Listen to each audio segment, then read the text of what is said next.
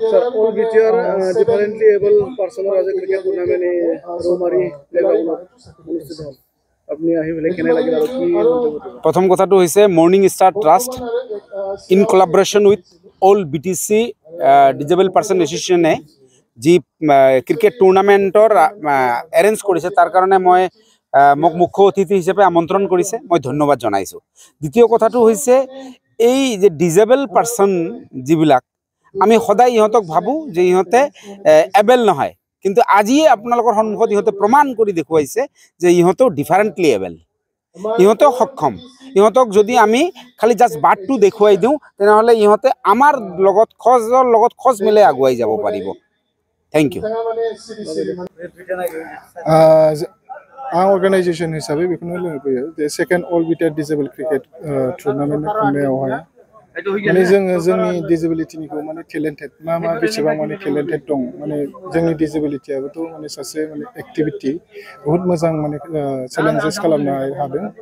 दा आरो गोदान हिसाबै जेनेबा अल बिटिआरनि बेसेबां डिजेबलफोर दङ माने बिथांमोना माने फ्रायनो नर्मेल बायदियानो खेलाखौहाय गेलेदों आरो जोबोद मोजां नांदों आं बेफोरबायदि खालामनायखौ।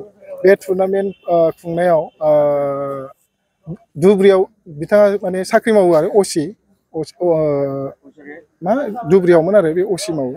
दा बिथाङाबो बहुत माने सापर्ट होदों आरो प्रितम दा माने बिथांमोनाबो जोंखौहाय सापर्ट होदों आरो चक्र सिं आदा थिखादाराबो जोंखौहाय माने बहुत माने हेफाजाब होदों।